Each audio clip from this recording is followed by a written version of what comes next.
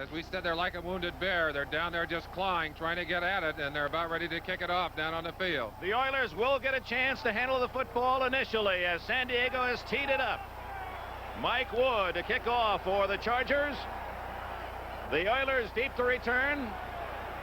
Houston, the wild card team in the AFC, defeating Denver. San Diego has had 2 weeks rest. Their players are rested and healthy. At the 2-yard line, the Oilers take it out to the 20 and to the 25-yard line. Carter Hartwig of the University of Southern California takes it to the 25, and Gifford Neilson takes his offensive team onto the field. Rob Carpenter, he sprained an ankle 2 days ago in practice, so he was questionable until today. For Earl Campbell, and the blocking back is Big Tim Wilson, number 45. You heard Neilson in the pregame show say that his role is to control the football, not make mistakes, keep it away from Dan Fouts and the San Diego offense. Rich Castor in motion. Wilson powers his way for 6 yards out to the 31-yard line. We talked about the pressure on San Diego. Let's look at the wide receivers that Neilson is going to be trying to get the ball to. Mike Renfro and Castor. Barber's had a great year at tight end, getting over a knee injury, which bothered him earlier. A lot of pressure on them and the offensive line for the Houston Oilers. We'll look at their names just momentarily as they come up for this 2nd down and 4 snap. Leon Gray in the different color of that lineup because he is a Pro Bowler. That's how we'll identify those so acknowledged. Rob Carpenter outside and tackled at the 33. Mike Williams, the right corner, came up to make the stop for San Diego. Carpenter showed pretty good speed of foot, but couldn't cut perhaps as well as if that ankle was healthy. San Diego Chargers, the number 2 defensive team in football. A fine 4-man front. The 2 Pro Bowlers, Johnson and Dean, listed in the white colors there. The other 2, Leroy Jones and Wilbur Young, aren't bad either. Wilbur Young, in fact, was named the top defensive player by his San Diego teammates. You have 2 Pro Bowlers, and Young voted by his own mates as the best of the lot. It is 3rd and 3 for Neilson. Carpenter fighting, struggling, close. Did he make it? Boy, what an effort by Rob Carpenter. We saw him last night in the hotel when Houston arrived about 8:30, 9 o'clock. He could not walk down the steps. He had to go down them side by side, and here he is, the starter today. He was still carrying crutches, and if you want to know the definition of second effort, watch number 26 right in the middle of your picture. He's hit about a yard short, and he will not go down until he gets it over the line, over the 35. He's got the first down. What a tremendous play. The wounded bear syndrome making its play there. Houston has the initial first down of the game from the 35. Carpenter again gets a couple into the teeth of the San Diego defense. Big hands Johnson wrapped him up. Good set of linebackers for these Chargers. They obviously saw them working right there. Preston, Big Bob Horn in the middle, Woody Lowe. They're outstanding. They got some good defensive backs too. Willie Buchanan, the veteran, at one corner. Mike Williams, they say, did not allow a touchdown over him all season long, with Mike Fuller and Pete Shaw, 2 hitters at the safety spots. You have to wonder what's going through Earl Campbell's head.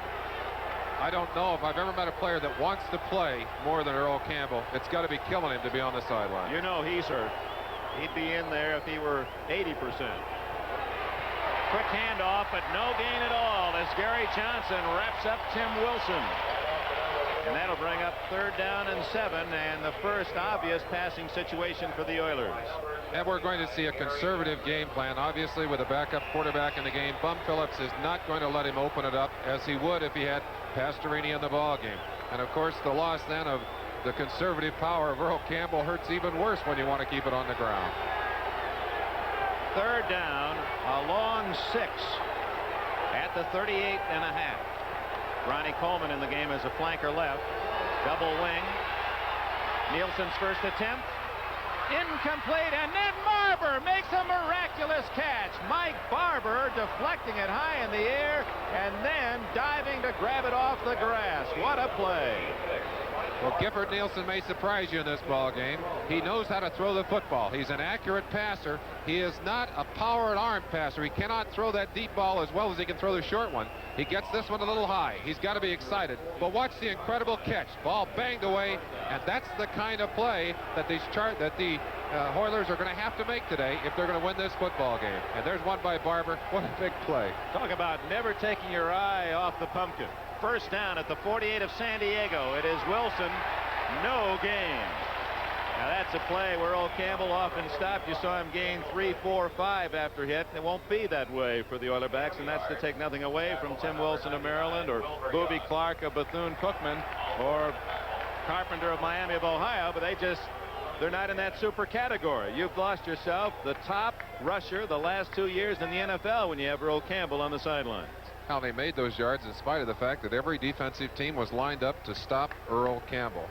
What does Nilsson perhaps put us in his shoes in that huddle? Is he really communicating much or just basically relaying the call from the sideline? He really runs the game plan as it's called by the coaches. In fact, does that better than Pastorini, the coaches tell me.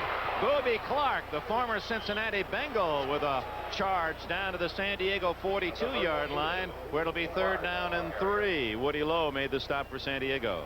The big loss, as we said earlier, the leadership of a man like Pastorini, who has been this team's leader on the field for a number of years. He's a fiery kind of guy. He can almost lift the team up at times. Gifford does not have that feeling yet because he doesn't have the playing time. He may be able to get it if he's given time to play. And in fact, in talking with some of the Oilers, they feel that with playing time, he's going to be a serious challenge to Pastorini's role as the top quarterback. He has his chance today, and it's a mighty big opportunity.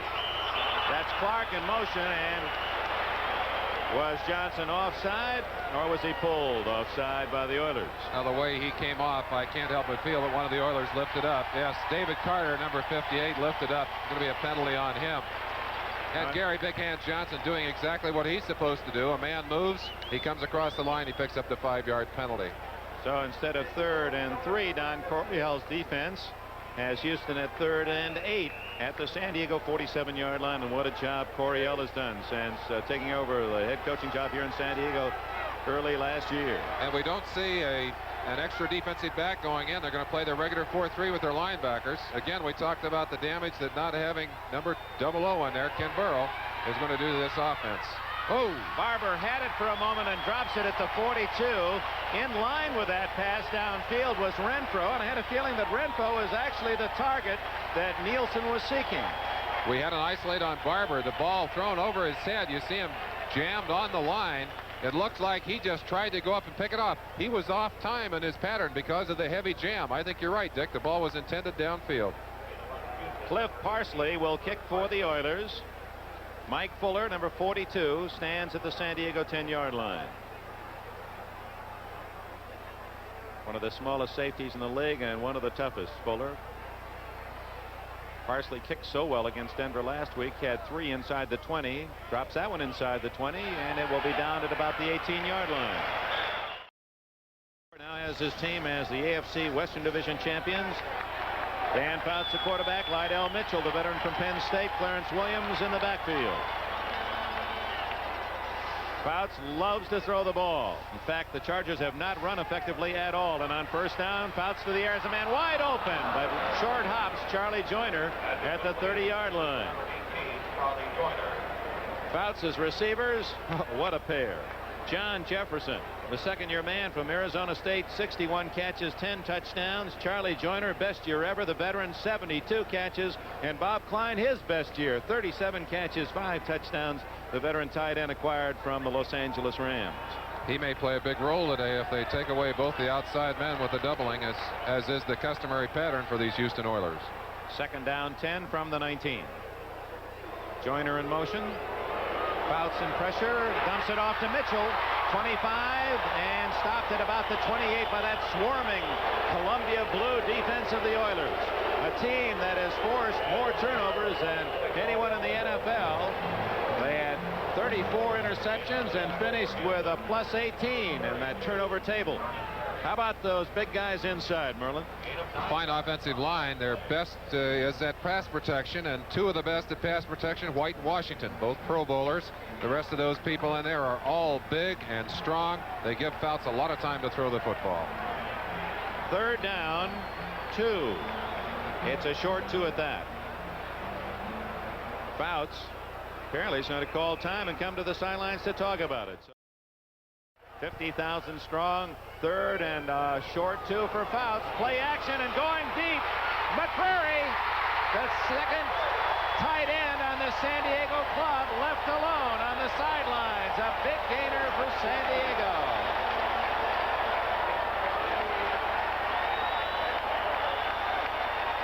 One of the big differences between these two teams, San Diego has had 2 weeks to get ready for this game. They put in new formations, and they've got a few wrinkles in, obviously. This appears to be one of them. A beautiful strike to the second tight end, McCrary, in an obvious run situation.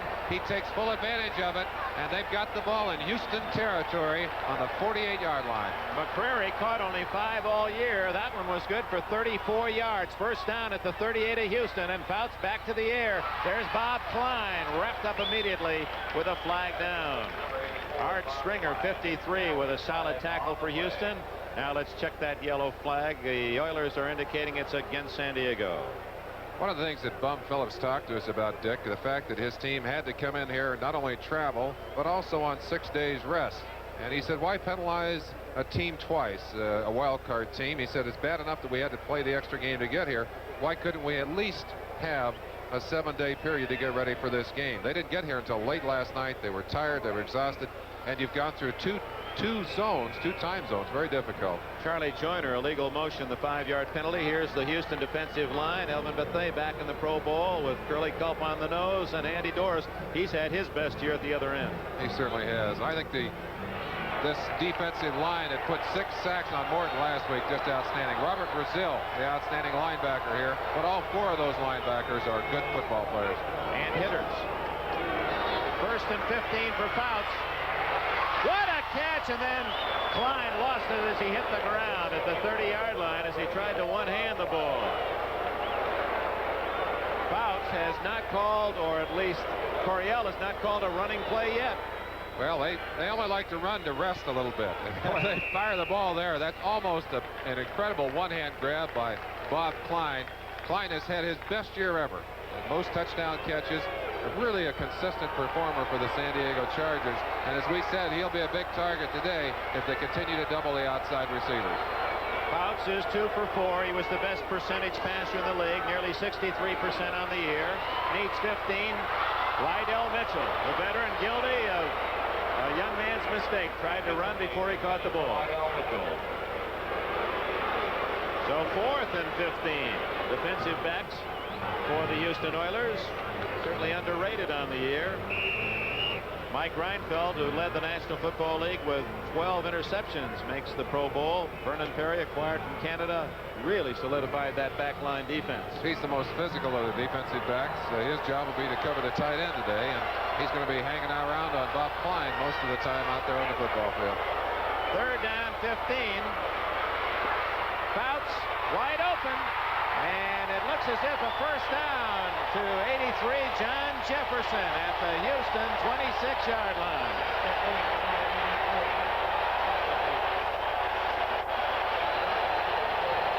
Certainly one of the most exciting connections in football. Fouts, number 14, to Jefferson. Now watch him zip this pass. He just fired that football. Goes right in between the defenders. Jefferson clamps it quickly. Got to wonder if his ribs don't hurt a little bit after that one. He is nursing short ribs. There the isolation on number 83 Jefferson. Just too quick to handle one-on-one. 16 yards on 3rd and 15, the first down run, and that is a rarity. That gets the fans on the edge of their seats here at San Diego. An actual running play, the first of the game. It came at the 6:48 mark as Lydell Mitchell gains a couple. I think the thing that's astounding about this San Diego team is that they really don't even make any joke about it. They just say, well, we might run a few plays just to show them we know how to run. But otherwise, they're going to pass the football. And the purists in this game for years have believed that you couldn't get into a playoff situation unless you had a great running game. San Diego said, pooh, we can do it anyway. Well, it's the first team since 1970 that has passed more than it has run and made the playoffs as a champion. Open again. Lydell Mitchell at the 14-yard line. That's another first down. I like Sid Gilman's comment. He referred the former San Diego coach to this offense as a ball control pass offense. They really are. Like this particular play, this is a dump off to a running back. What Fouts has managed to do is spread the defense using his deep man downfield, and then puts Lydell Mitchell, a running back, in an isolated situation. Not only a chance to pick up short yardage, but a chance to run for extra yardage. No score.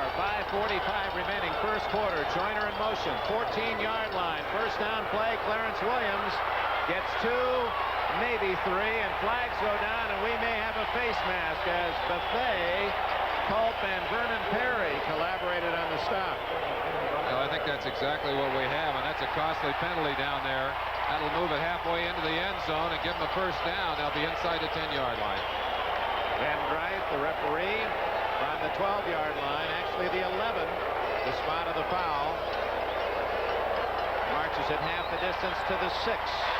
Defense, face mask number 32, 5 yards and a first down. First and goal at the 6-yard line for San Diego. Got to wonder down on the 6-yard line, will they still go to the air? And I think the answer is yes. Come right back throwing it. Here come the Chargers. First serious threat of this game. 5.5 minutes left in the first quarter. Jefferson in motion behind Fouts. Hands it off to Mitchell. The element of surprise. And he goes down to the 1-yard line. Almost squeaked in for the touchdown. I guess everyone, including Houston's defense, thinking pass. Lydell Mitchell on the practice field yesterday, talking to him, he said, hey, he said, I'm not worried. I've been in these playoffs before. It's not like a rookie. They're not watching a rookie. He certainly doesn't run like a rookie. Number 26 sees the hole, doesn't need much room, pops it through and fights for that goal line. Mitchell comes out, and the howitzer, number 37, Hank Bauer. He's carried 22 times for 28 yards, but has 8 touchdowns. They like to give it to Bauer in this situation. They don't. That's Clarence Williams for a touchdown. Culminate an 81-yard drive. 11 plays on the 1-yard shot by Clarence Williams for the score, and now Mike Wood kicks it off to Carter Hartwig and Richard Ellender. It comes to Ellender's side at the 6. Ellender at the 15. And down at the 22-yard line, Jerome Dove made the tackle for the Chargers. Well, a great playoff game today in San Diego, and we have a superb New Year's Day lineup for you on NBC. Fair for 1980. Nielsen looking for the screen. Incomplete to Tim Wilson, but the Chargers had read it so well that Nielsen really didn't have a play. Gary Johnson right on top of Tim Wilson. He had almost no chance at all. Bub Phillips has got to be concerned. His team got here running the football. They're 4th in the NFL as a running team and 25th as a passing team, Dick. And if they can't run the football, they are in trouble. Now you look at the San Diego Chargers, just the opposite. Completely different approach. First in the league, first in the NFL in passing, 25th in rushing. 2 dramatically different approaches got them this far, but of course without Campbell, Houston cannot stay with the run as they'd hoped to. The give is to Carpenter replacing Campbell, and he's out to the 25-yard line. Well, you could even draw the comparison, Merlin, for the Oilers to lose Campbell from their offensive attack. The running game would be comparable to the Chargers being here without Dan Fouts today as the #1 passing team. Absolutely. In fact, if I were to select the 2 players in the league who are most important to their respective teams, I would select those 2, Fouts and Campbell, because of the fact that so much of the offense of the team is built around their particular abilities. Carpenter filling some big shoes today. 3rd down and 7 at the Houston 25. Ronnie Coleman in motion. Nielsen out of the backfield to Carpenter. He's out of bounds at the 31. That won't be good enough for a first down. Woody Lowe, number 51, ran him out of play in front of the Houston bench. That's the kind of play that Carpenter made so well last week. He was brilliant in relief of Campbell, and we'd have to say that Houston did prove something last week, Dick, by defeating Denver after they had lost not only Campbell but Pastorini and Burrow in the second half. Their defense was extraordinary. They shut out Denver in the second half. They got 6 sacks. They're going to have to come up with a better defensive performance than they had on that first drive of San Diego's, and their offense is going to have to get on track. Right now, they're in trouble. Parsley will deliver from about the 22. Mike Fuller stands at the San Diego 31. Beautiful kick. Perfect spiral. Fuller at his own 20. 25, 30, and out of bounds about the 33-yard line. Dick Enberg with Merlin Olsen, San Diego Stadium. Our congratulations from our NBC booth to Johnny McKay's Tampa Bay Buccaneers. They're in the NFC Championship game with their win over Philadelphia today. Here at 7-0 San Diego from the 34, Fouts dumps it off to Williams. Good blocking, and Williams is out to the 41-yard line. Now there's a classic example of a ball control pass play. That's no different than a pitch to a halfback going wide, only you just send him out there and you throw the ball overhand to him. Well, and it's a very safe play the way the Chargers run it, too, because there's actually an option for Fouts, who has his tight end hooking up in the open zone. If the linebacker bites on the tight end, the screen is open. If he takes the screen, the tight end is open. You almost can't win when you're playing a zone defense against that play. 2nd and 3, Joyner in motion. This is Williams, the touchdown maker, and he has a first down at the 45-yard line before Art Springer, 53, middle backer from Ball State. One of the inside linebackers, the Oilers can trip him up. Looked like Clarence Williams was going to get away. He has had a couple of brilliant days running, although this is not a running team, as you know by now. But watch it right here. Stringer just diving across and ripping his legs out from underneath him, although he did dive for the extra yardage, and they're going to measure it. It appeared he did make the first down, as Dan Fouts thought he had more. Fouts figuring, listen, I'd like to establish a running game, take some of the pressure off my back. I asked Don Coryell, Dick, I said, if you had you see the first down measured there, if you had an Earl Campbell, would you run the football? And he just laughed. He said, sure, I'd run the football, but I don't have an Earl Campbell. Tom Phillips would like to be running Earl Campbell today. Boy, yes, what pressure on that Houston defense. Well, the whole team has pressure, and you know they came in here. They said, "Hey, we're here." We showed up. A lot of people said we weren't even going to show up, and I'm hoping they're going to play some good football for us today. Pressure on the defense right here. Let's see if they can get this drive stopped. First down inside the 45 of San Diego. Blitz on, and he dumps it off beautifully to Mitchell. Breaks a tackle, breaks 2 more, and is finally down at the 48. He gained 4 yards, but he should have lost 4. Now the San Diego chicken has returned. I guess playoff fever has mended a lot of wounds. Even the chicken is back. Even the chicken is back.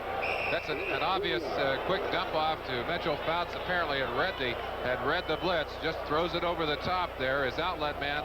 And Mitchell apparently really wants to play this game. He fights off 1 tackle, gets a second one off of there, and getting down the field makes a fine gain. Fouts doing what he does best, reading the defense. 2nd and 6. Mitchell on the ground, goes into Houston territory at the 48-yard line. That'll bring up 3rd down and about 3. Talking to Eddie Biles, defensive coach for the Houston Oilers, he said the critical down for us today is first down. We'd like to keep Fouts in a first and a second and long. He said we can hold him to 1 or 2 yards on the first downs. We can force him to play a different brand of football, and we can use 5 or 6 defensive backs. They haven't done it so far, and the result is obvious. Joyner left, Jefferson right. The tight end is Bob Klein on the right side. Williams and Mitchell behind Fouts, 3rd and 3. And Fouts to the air. Good protection. Throwing deep for Jefferson. Intercepted. Vernon Perry tackled immediately at the 18 by the intended receiver Jefferson. And Perry has his 4th interception of this season. And the Oilers, who led the entire NFL with 34, come up with a very important theft on that throw by Fouts. Fouts does have a problem occasionally with a bad pass that should not have been thrown. That one should not have been thrown. Perry right there in front of the intended receiver, and obviously Jefferson had no chance at the football. Let's watch Perry pick up Jefferson deep here. Obviously they bumped him early, but it's Perry who read the pass perfectly and literally was there way ahead of the receiver. Brilliant play defensively. The Oilers have a chance now to do something with their offense. Last minute of the first quarter, 7-0 San Diego. Neilson a play action. He wants to go long, looking for Castor, incomplete. Mike Fuller came over to bat it away. It appeared Castor was going to be open when Neilson delivered the ball. A question perhaps about the wisdom of calling play action passes. They have not established a running game, and I don't think they're really fooling anybody down on the field, Dick. Got to wonder if maybe they wouldn't be more effective just dropping back and saying, hey, we're going to throw the football. I think, Merlin Olsen, you ought to underline once again your comment made earlier. The loss of Ken Burrow, how that helps San Diego's defense. Well, San Diego obviously has stayed in their 4-3 all day. They feel that they can cover any of the receivers for Houston without doubling anyone specifically. That gives them tremendous flexibility defensively. Carpenter on a little checkoff pass, and he hustles his way to the 25, short of a first down by about 3. Gary Johnson and Pete Shaw teamed up on the tackle. The one thing you always know when Ken Burrow is in the game and healthy is that unless the team is double covering Burrow, he's going to get some touchdowns deep, and he can do that even with the backup quarterback in there, because Gifford Neilson can throw the ball deep. He doesn't have the power of Pastorini, but he can deliver the ball in a deep pattern. Oilers acting as if they'll just let the clock run out with 10 seconds, 9 seconds left in the first quarter. They're content to use the break between quarters to go to the sidelines and talk it over 3rd and 3. The end of the first 15 minutes at San Diego Stadium. The Chargers' first possession led to an 81-yard touchdown drive. Williams with a score. It's 7-0 San Diego. Finally hit by Horn and Lowe, a pair of San Diego linebackers, and we're going to have a measurement. He stopped on number 51. A quick look at Bob Horn, number 55, who is a big, strong middle linebacker, accepting the block right there from Barber and knocking Barber back and getting a piece of the tackle on Boobie Clark. Had he not been there, Clark, I think, would have driven over the initial tackler and had the first down easily. Clark made the first down. Houston maintains possession, earning 4 more downs. There are the statistics in the first quarter, Merlin. Passing again, the obvious advantage for San Diego. Well, I think we're going to see that throughout the ball game, and of course the thing that hurts the numbers there for Houston is the fact they haven't done much of anything. They need to get something going here. Castor in motion. Nielsen play action. That's Tim Wilson. Good move, but a fine tackle by Woody Lowe from Alabama in his 4th year. One of Bear Bryant's prize pupils, and was a bargain for San Diego. They got him in the 5th round. Quick look again at that fine play by Woody Lowe. It's a little dump-off pattern, really the kind of play that San Diego has run a great deal of already today.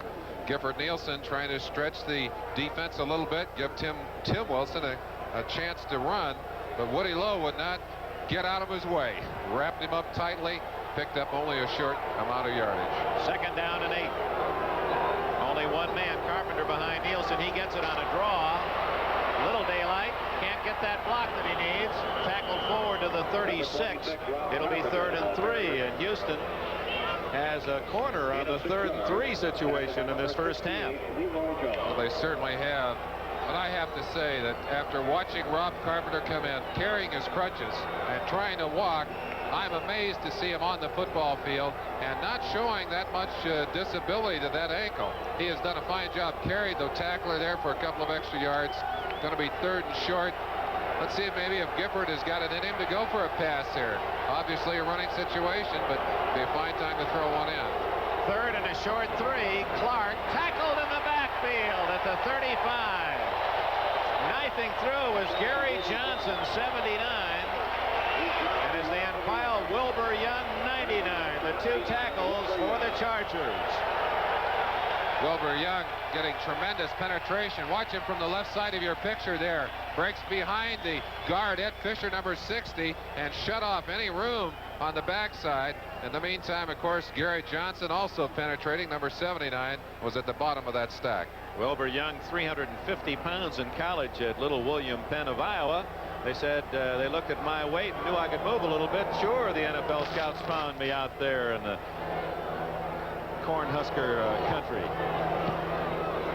Beautiful kick by Parsley. Fuller at the 22. 25-30 and stopped at the 30-yard line. Duty yet. He has both a tailbone injury and a groin. Van Fouts on first down from his own 30. Dumps it off to Williams. 35. He's to the 40 and has a first down at the 42. And did Fouts ever lead his back perfectly upfield with that throw? Dick, I think sometimes those short patterns, especially those hard angle patterns, are difficult or more difficult to throw than the long passes, and Fouts has to throw them instantly. They really have to be a reaction pattern. He's reading the defense. Now watch Fouts. Fouts looking downfield. He doesn't even look across there until the last possible second, then he dumps it off. And again, that's almost like a long handoff. We talk about San Diego not running the football, but it's just like reaching out with a long arm and handing it to that running back. First down, and Fouts throws again. Joyner at the 45-41 of Houston, out of bounds. Greg Stemrick got him off the field of play, but watch Fouts. He gets that hot hand, and he can score in a hurry. 24 touchdowns this year. He also was intercepted 24 times, and Joyner had his best year ever, and oh, how they love this man in San Diego. Well, he has been such a productive performer for them. He's a control receiver, does not have the blazing speed he had at one time, but runs highly disciplined pass routes and has incredible hands. Is a great compliment to number 83, Jefferson, on the other side. San Diego's run only 4 times on first down of 12 chances, and they'll pass again. Again to Williams on a screen. 45-40, 35. He's to the 31 and close to another first down. Well executed. One of the things that makes San Diego so tough is that they don't have normal tendencies. They are, in fact, a unique football team. One of their tendencies is first down screens, something you don't face very often. And it's certainly effective here. Clarence Williams again, the running back with territory to roam, with the defense spread out, can be much more effective than he would if you handed him that ball in the backfield. You saw Ed White blocking in that screen for Williams, not moving all that well, but obviously healthy enough to be in there. It is very close to a first down, and is. This telecast, presented by authority of the National Football League, is intended for the private use of our audience. Any rebroadcast or other use of this telecast without the express written consent of the San Diego Chargers and the National Football League is prohibited. The Chargers lead the Oilers 7-0. We're in the second quarter with just under 11 minutes remaining. And San Diego driving for more with a first down at the Oiler 31. Chargers obviously controlling the football, too. 9 first downs to only 3 for the Oilers, and they've got it moving. Fouts again to throw under pressure.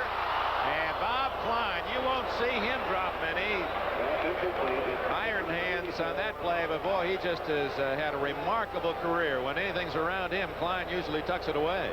That's big number 67, Stensrud, coming in there to pressure the quarterback, Dick. The best pressure the Oilers have had on Fouts thus far. Tomorrow, the defending Super Bowl champion Steelers host Miami. Boy, that'll be interesting. Don Shula's former assistant, Chuck Noll, as those two bump heads. Now, this is the kind of situation Eddie Biles has been looking for. They got a 2nd and 10. Williams, the only man behind Fouts, and he gets the ball on the draw, and it's read well by the Oilers. No gain, may have lost a yard. 75, Jesse Baker, the rookie from Jacksonville State of Alabama, made the stop.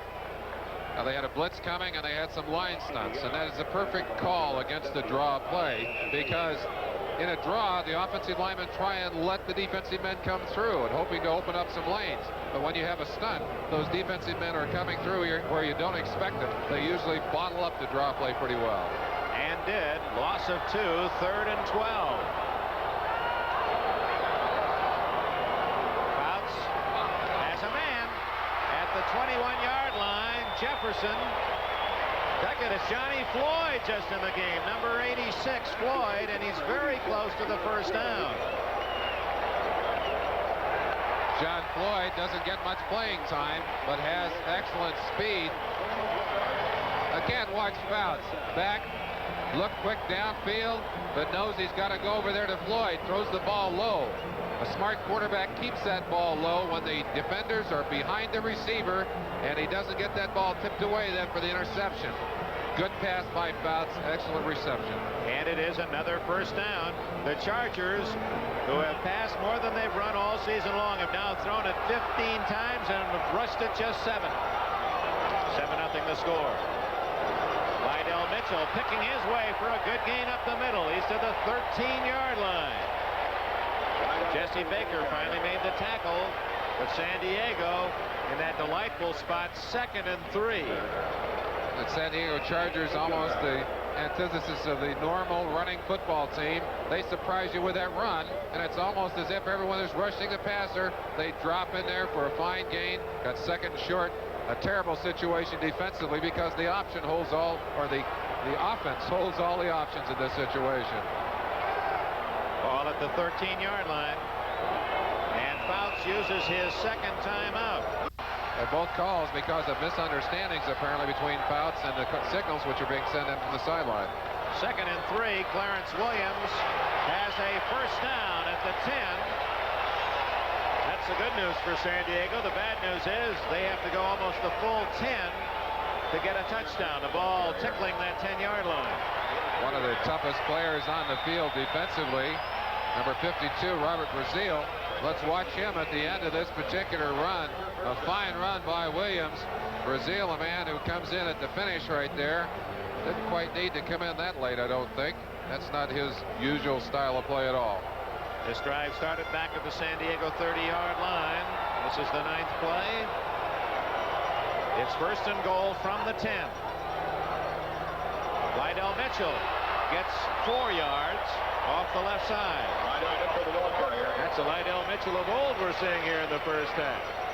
Well, he smells that bonus, doesn't he? He has had a lot of rest, and he knows what it means to go into these playoffs and to go for the extra money and the prestige of winning. He's a valuable addition to this club because of his playoff experience. And his former college running mate, Franco Harris, who has all the playoff rushing records, ready to gear it up for Miami's tough defense tomorrow here on NBC. 2nd and goal at the 6. Mitchell again. Oh, my.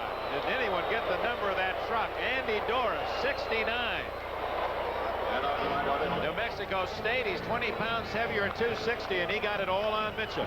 After watching Andy Doris last year, you wondered how he was still on the roster, but he has become a player in this season. He's been banged around to a lot of teams, and he does the banging around. Here, he just leveled the back, knocked into the ground. Fine loss, 3rd and 8. Tough down now for Fouts and the San Diego Chargers. But the Chargers are where they like to be, where they have to throw the ball. Joyner left, Jefferson right. It's to Jefferson. Deflected the last moment by J.C. Wilson. So the field goal unit will come on for San Diego. Mike Wood, who has been perfect inside the 50 as a Charger, has a chip shot of 26 yards. Blocked! And Perry could go all the way. Only Fuller to beat. Vernon Perry at the 45. He is all the way to the 30-yard line of San Diego. Oh, my, what a turnabout. Reminiscent, Dick, of one of the most horrible moments I can remember in football when we tried a 1-yard field goal as a member of the Rams against the Minnesota Vikings, and they took it all the way to the other end for a touchdown. This one didn't go for the touchdown, but a great play defensively to block it, and then very quick thinking. They were able to pick up that ball quickly. Right there you see Perry springing inside. The ball bounced right back to him. Fuller did a great job of getting in and chasing him down. I didn't know Fuller was that fast. A great run between 32 and 42. Well, Perry learned a lot of French in Canada. One was goodbye, and he almost played it out in San Diego. Vernon Perry has just blocked a short 26-yard field goal attempt and carried it 57 yards to the San Diego 28. And suddenly Houston with a chance to get back into a tie game, trailing 7-0. This is their deepest penetration. Tim Wilson. Not much there. Wilson is a great blocker for Campbell. just does not have that offensive charge nor the speed needed to run the ball as effectively, and gets 1 or 2 at best. Merlin Olsen and I will have the privilege of calling the granddaddy next Tuesday. Ohio State and USC. That's going to be a great ball game. Really looking forward to that. Hope you'll join us here on NBC 4:30 Eastern Time, and stay with us into the nighttime hours. Florida State and Oklahoma, 4 and 5. They also have thoughts of national championships from the Orange Bowl. Don Crickey and John Brody will call that for you. A draw play to Carpenter. He's got running room at the 20. And he's out of bounds at the 11-yard line. A first down for Houston. Pete Shaw made the tackle. And Carpenter running well. That man's a miracle in motion. Well, when I talked to Bum Phillips last night, I said, Bum, maybe you'll get a miracle by tomorrow. And he looked very tired and very sad and just shook his head. I think maybe he got one in Rob Carpenter, back from that sprained ankle of just a couple of days ago, and running as if he's not even hurt. Amazing. Remember what they said. They thought of the 4 men hurt, Campbell, Pastorini, Burrow, and Carpenter. Carpenter had the least chance of playing today, and he's the man carrying the load. There he is again. Head down and bowling to the 7-yard line. Mike Williams bulldogged him down after a gain of 4. It's 2nd and 6. Houston trailing 7-0 with 5 minutes left in the first half here at San Diego Stadium. That took a little of that home field advantage away, that blocked field goal. Now, there's only one way to quiet down these home fans, and that's to put some touchdowns, some points on the board, and get yourself in the driver's seat. Then things get a little more quiet around here. Dante Pastorini, the starting Houston quarterback, sidelined with injury, pulling from the sidelines for Neilson. Carpenter trapped and dropped for a loss at the 8-yard line. No hole at all. Johnson 79, 68. Leroy Jones in on the stop. Now a tough ball. 3rd and 7. Now again, we can see the very conservative game plan that Gifford Neilson has been given, and I'm sure he's calling the plays he was instructed to call. Not terribly imaginative, but all designed to be low-risk plays. Unfortunately, they have not been very productive today. 2 tight ends, and Renfro right, Guido Merkins left. Neilson incomplete. He had a man open.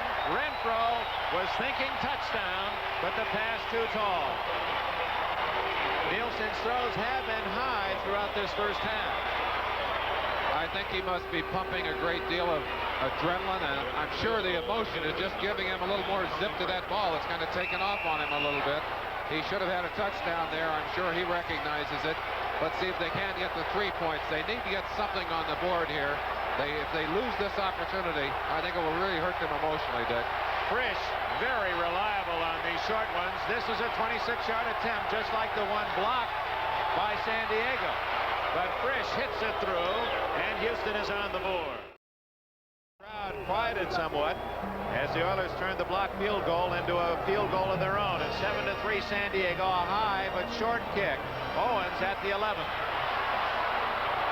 Vaults to the 20 and dumped at the 23-yard line. We hear the comments, Merlin, about home field advantage. Could you define it for us?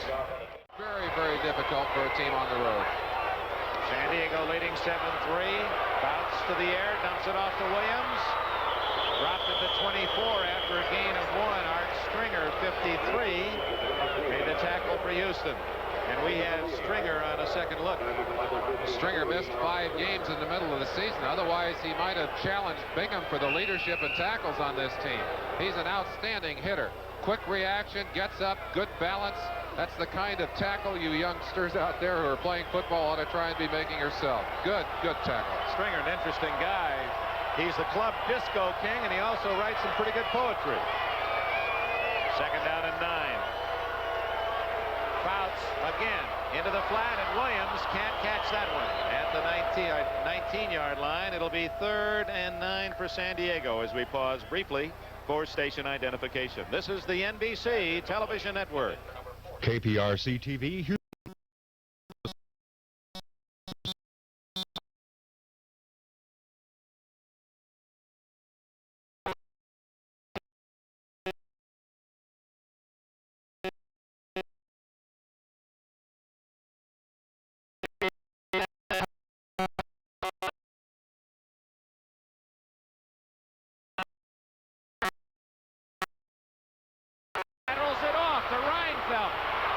dealt is to the 38 of San Diego. And other than the first drive, they've been getting it.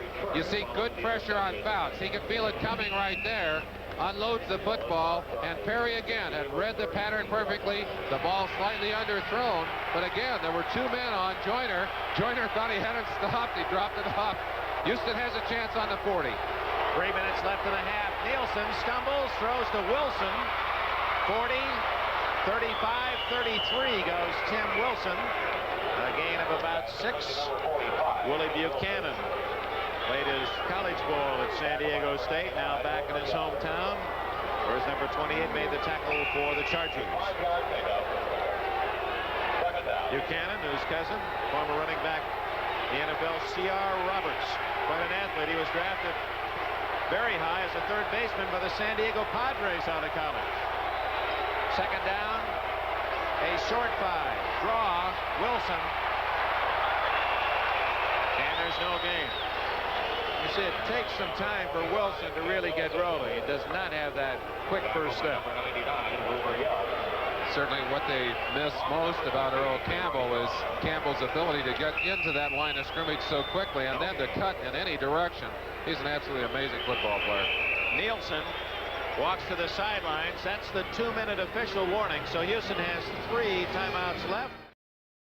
Pastorini is not in there. Ball at the 33 of San Diego. Nielsen to Carpenter, juggles, holds on, fights. Half the Charger defense hits him. Boy, will he get up. He is hurt. And we'll see if he made the first down. Oh, look at him. Look at the courage of this man trying to drag himself back into the huddle. From Miami of Ohio, they make those Redskins tough in that area. Boy, did he take some shots. I think one of the toughest lessons in football for a courageous defensive or offensive back is to know when to go to the ground. Carpenter fighting for that first down, gets hit, spins, gets hit, spins, and it looked like that bad ankle was in the lock of one of the defenders right there, and sure has to be hurting him right now. They'll measure.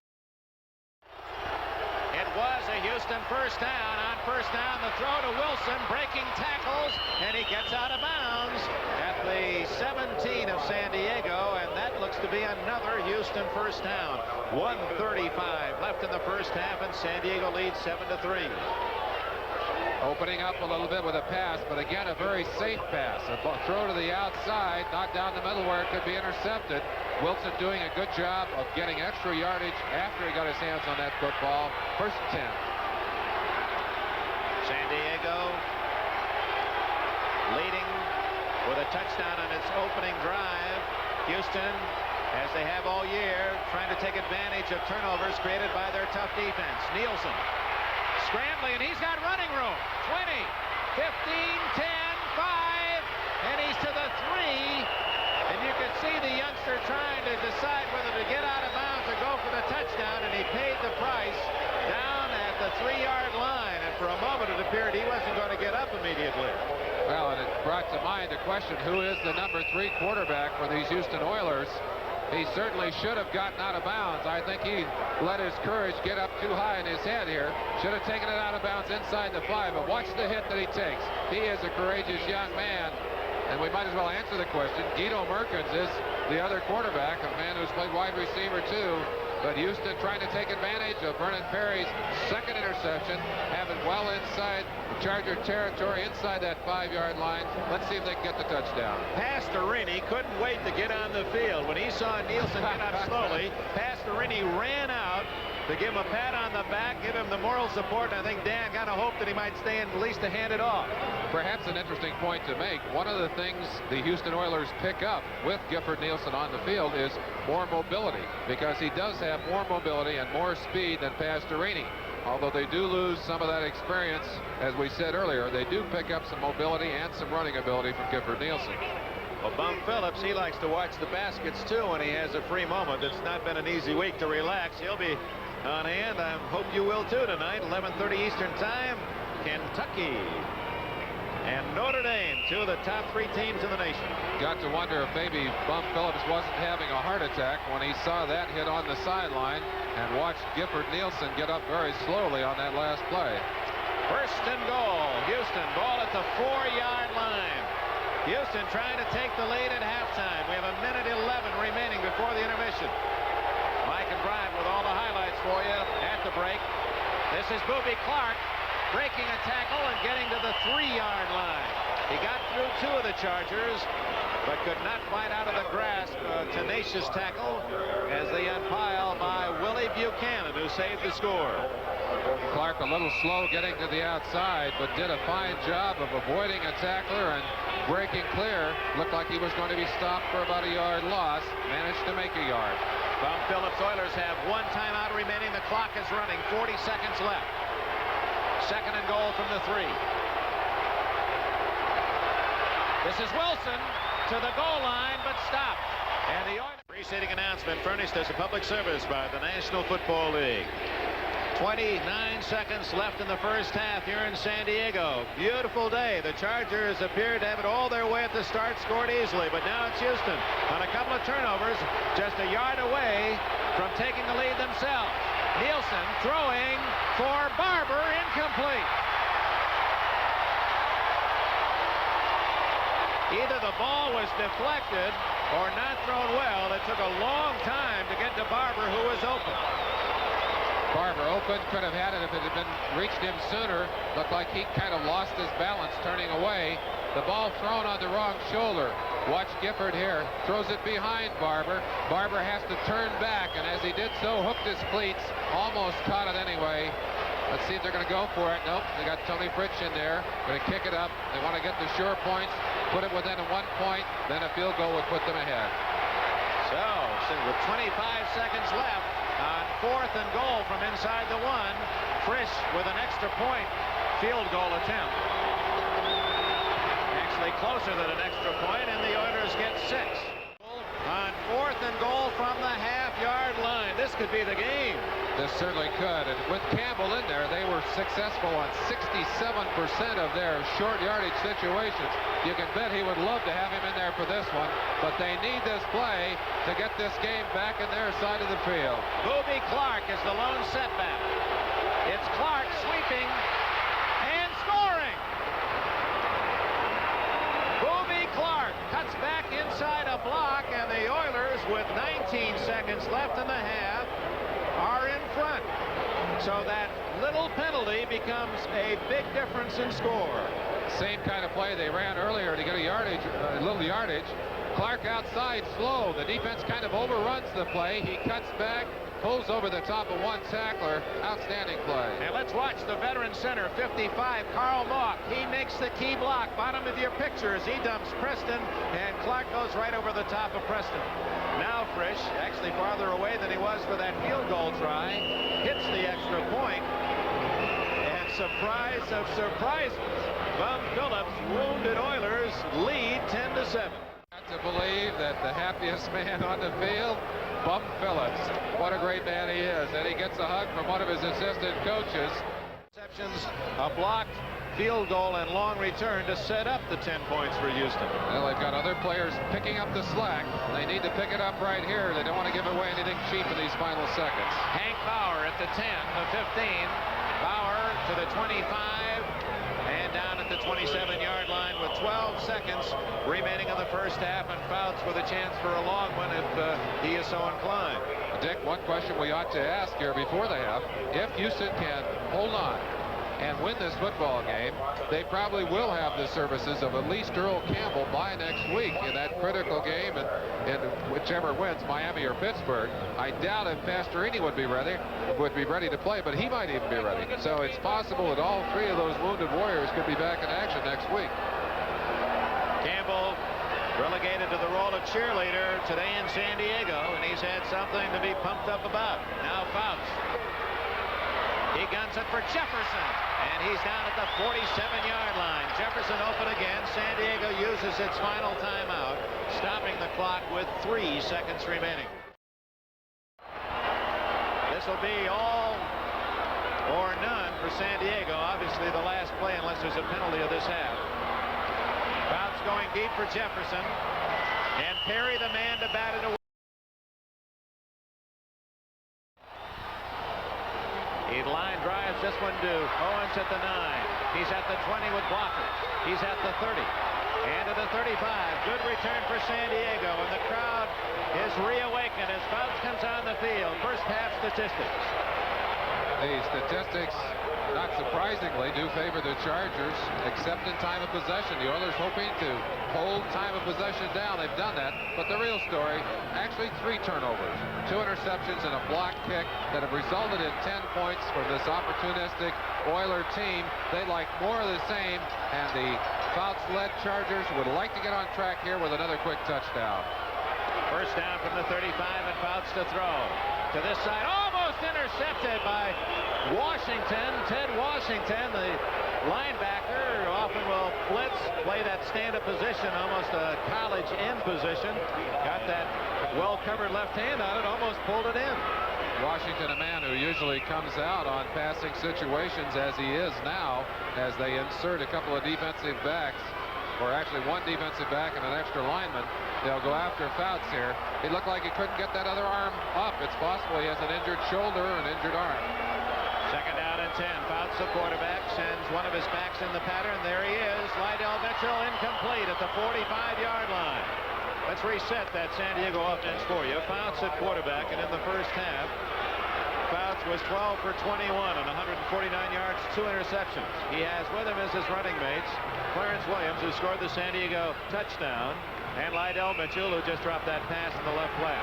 Wide receivers John Jefferson and Charlie Joyner. They were injured in the last regular season game, both playing today. John Floyd is now in as a third wide receiver. Tight end is Bob Klein. He's out, Floyd in for him. So Joyner slotted left with Jefferson, Floyd on the right side. 3rd and 10. Down the middle, complete. Joyner to the 45 of Houston. Vernon Perry very nearly had his 3rd interception, but Fouts threaded it through to Joyner. This is the kind of big play that Fouts and Joyner, Fouts and Jefferson have come up with all year.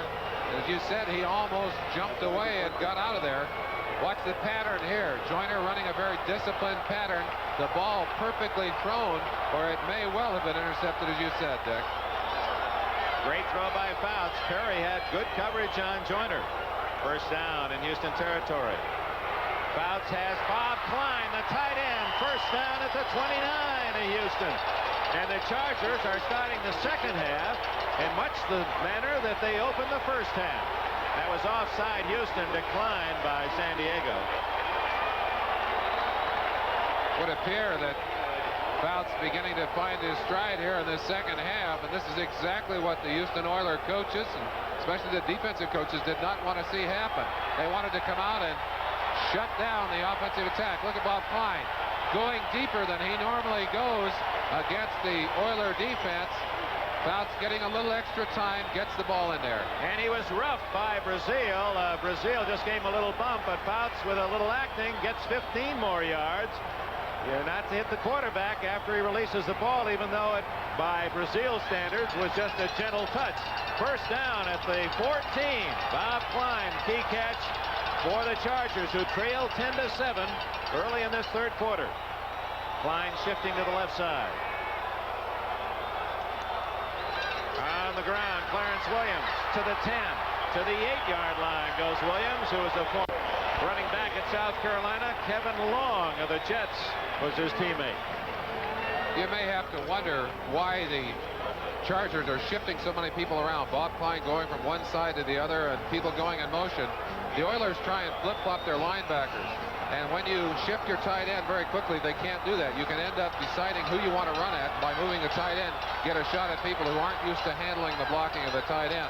That particular case, they went away from him. There he is moving again, but they did make good yardage on the play. Second down and 4 inside the 10. This is Lydell Mitchell. He is in the end zone. Touchdown.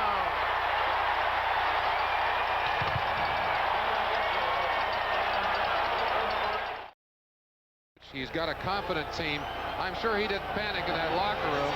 And, of course, the dividends are obvious. They came right out and did what they wanted to do, got the 7 points. Carter Hartwig returns the kickoff to the 27-yard line. Spun out of bounds by Hal Stringer, 45, and company. The Oilers, remember, in that first half did not sustain any drive to score. They scored after a blocked field goal in return to the San Diego 38, and then they scored again on an interception where they began the series at the 38. The one thing they did demonstrate, though, Dick, is that they can move the football. They've had some good plays. And certainly what they would like to do now is to put together a long drive. Let's see if they can get it done. 2 minutes into the second half. Ken Burrows in the game for the first time. Handed off to big Tim Wilson, who runs through everyone but Mike Fuller, who drops him across the 35 as Wilson near a first down at the 37. The running backs for Houston, with Earl Campbell on the sidelines. And again, in case you're joining us late, Dan Pastorini and Earl Campbell have not and will not play today, both groin injuries. Ken Burrow did not play in the first half, but is in at wide receiver in this opening series of the second half. He's wide to the left. To the right, Mike Renfro. Wilson is the only running back. 2 tight ends in there, Barber and Rucker. That's a first down and more as Wilson powers all the way to midfield. Tim Wilson rips off a couple of huge chunks of San Diego real estate, and the Oilers are on the move, trailing 14-10. With 2nd and a foot to go, I think the San Diego defense expected a long bomb. That's traditionally a throwaway down, but the rather conservative approach of the Oilers paid off on that particular play. Handed it off, got excellent yardage up the middle. Wilson was the number 3 rusher on the season with 319 yards behind Campbell and Rob Carpenter. Carpenter appeared to re-injure his ankle late in the first half. Neilson under pressure. And down he goes. The flag is down as well. Gary Johnson and Leroy Jones, 79 and 68, sack Neilson. That's the first sack of the day for either team. That's a big play, a big loss, and if the penalty is indeed against San Diego, it is against San Diego, they're going to come back with it. Here they tried to hold the man in the screen. It was a screen pass, and someone was tackling the intended target for Neilson. 5-yard penalty. Let's let the official describe it for us. Defensive holding, number 29. 5 yards and a first down. Williams, the cornerback from LSU, guilty of the hold. Quick look inside. You see Gary Johnson coming in right there to get the grip on Gifford Neilson. We didn't get a look at the screen man who was being held, but I'm sure that was the penalty. 1st and 10. Ball at the 45 of San Diego. The Chargers lead the Oilers 14-10. A reverse play to Mike Barber, the tight end. Nice block, but it is an illegal one and a fumble. That's a free ball. Who's got it? The Oilers retain possession. And unfortunately, we had a clip on that play too, Dick. And that's going to march the ball back. Leon Gray, who made the Pro Bowl again after that most important trade, proved to be so valuable to Houston. Many say that he made the Oilers a playoff team. Without him in the injury situation earlier this year, Houston would not have gotten this far. It proved to be a wise choice by Bum Phillips to acquire Gray. And the team that traded him, not in the playoffs, and certainly a sad fact for the people up in New England who had great hopes for their Patriots early in the year, and many felt that the trade of Gray had a lot to do with the fact that they did not make the playoffs. The Charger coaches signaling for the San Diego representative to take the penalty. 15 yards, will march it back to the 40-yard line. Here's Ben Bright. Personal foul, clipping, number 74, offense. We can go back and look at that play. Gray, as he's supposed to do, faked across the field and then came out behind. He wants to make the block right there for Barber, and did make the block. Unfortunately, hit on the back of the defender. It's a 15-yard march off. That's a big one. That's a costly one. Remember, you block from behind. Doesn't matter if you hit him high or low. That's clipping. Over the middle, incomplete. Barber, the intended target at midfield. And Neilson, to force that one through, as he was seeing a lot of white jerseys. Gifford under tremendous pressure on that particular play, but still has the presence to know where his receiver is. Dumps it quickly, takes the shot right there, Woo, that hurts. Fred Dean, number 71.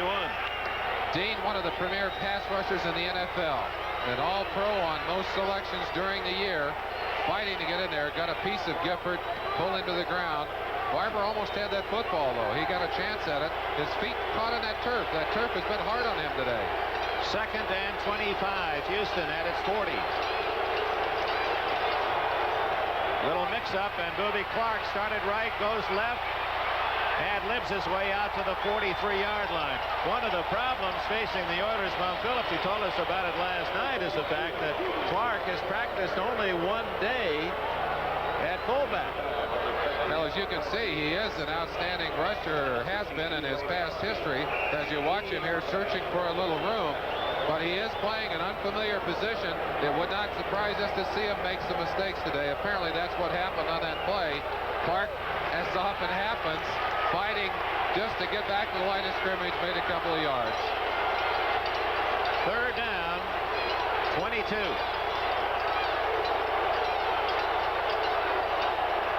Neilson under pressure. Dumps it off to Carpenter, back in there, running gingerly. Gets to the 49 and is spun around by that San Diego defense that will now force the punting team to come on for Houston. Now the Charger fans give the defense a standing ovation.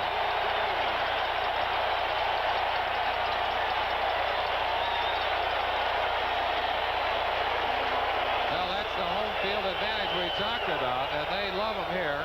Bub encouraging his troops on the other sideline. I think one of the best decisions Coryell made when he came to San Diego was to keep the defensive coaching staff intact. Jackie Simpson, Jerry Smith, Larry Weaver have done an outstanding job of making this the 2nd best defense in terms of points scored in the NFL. Mike Fuller back at the 12-yard line. Parsley kicked 3 times for a 40.7 yardage, and he cannonades that one downfield. And it takes a Houston bounce. Oh my, what a kick by Parsley to the 2-yard line. It refused to go into the end zone. Down at the 2, a 49-yard kick. What an outstanding punt by number 18, Cliff Parsley. Parsley had an outstanding week last week too, Dick. He kicked for about a 43-yard average and put 3 out of bounds inside the 20-yard line. Darrell Hunt grounded the ball. San Diego has it at the 2, leading by 4. 13-7. They're in this one, trailing 14-10, but Parsley has Fouts at his own 2-yard line. Bauer and Williams behind him. Up the middle for 3 goes Clarence Williams. Scored the first touchdown of the game. Let's check that Houston defense for you. Doris, Culp, and Bethea on the front line. At times we've seen Jesse Baker. The linebackers are Ted Washington and Robert Brazil on the outside. Greg Bingham and Art Stringer inside. J.C. Wilson and Greg Stemrick are the corners. Mike Reinfeld and so far the star of the game for Houston, Vernon Perry at safety. And they're trying to keep San Diego pinched in and force a punt. 2nd and 7 at the 5. Williams on the handoff. Breaks a tackle and may have the first down as he gets to the 14. Reinfeld, 37, finally made the stop.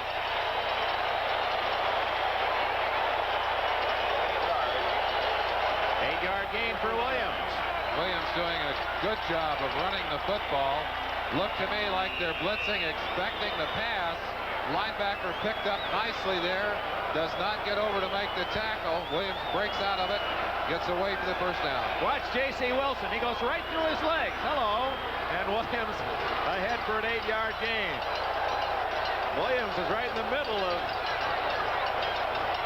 that potential tackle. Wilson, but Wilson unable to make any contact. Here goes Williams again. Out to the 12 and dropped for a possible loss as they strung him out, and Reinfeld along with Greg Bingham to make the tackle.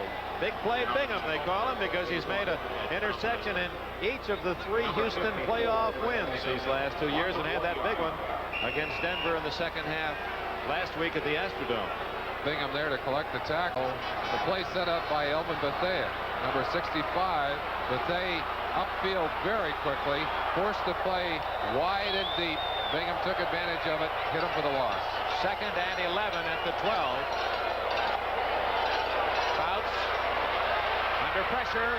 Oh, almost intercepted. It was Vernon Perry coming up again, and had not that ball been deflected, Perry was ready to go the other way. Tipped by one of the Houston linebackers, I think. Perry has to be saying, hey guys, come on, let me have my hands on that football. Had a couple today. Watch the shot from the end zone. Fouts looking downfield under tremendous pressure. There's the tip right there, and as you can see, Perry had it right in his sights. That's 52 Brazil getting the pressure on Fouts and almost forcing the interception. The blitzing linebacker right at Fouts' face. 3rd and 11 for San Diego. They lead in the game 14-10, midpoint of the 3rd quarter.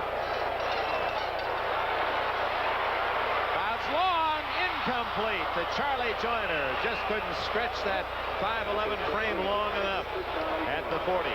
So San Diego will have to punt it away. And for the first time in the game, their kicker, Jeff West, makes an appearance. They did not punt the entire first half. Well, all of the possessions either on scoring or turnovers, and even if West punts well, which he has not done during the year, he's been a marginal kicker during the year, it looks as if Houston is going to get excellent field position here. Richard Ellender out at the 47. West just a 37-yard average this year. Ellender will take it at the 47. 40, 35, 30, and almost took it all away. West in on the saving tackle down at the 23-yard line, and we have another injured Oiler player. A 35-yard kick and a 25-yard return. And the cheerleader, Earl Campbell, sees his Oilers with a big opportunity. Last defender and go all the way. Ball at the 22 of San Diego as Neilson hands off to Tim Wilson. He's down close to the 18-yard line before 55, Bob Horn. And the rest of that San Diego defense in on the tackle. Let's run down the defense for you. Wilbur Young, Gary Johnson, Fred Dean, and Leroy Jones on the front 4. Linebackers, small and quick on the outside, Preston and Lowe. Big Bob Horn in the middle. Buchanan and Mike Williams at the corners. Mike Fuller and Glenn Edwards at safety. It is 2nd and a long 6 for the Oilers, who trail 14-10. Ken Burrow in the game is wide left. That's Renfro in motion. Handed off to Wilson, and he draws a crowd.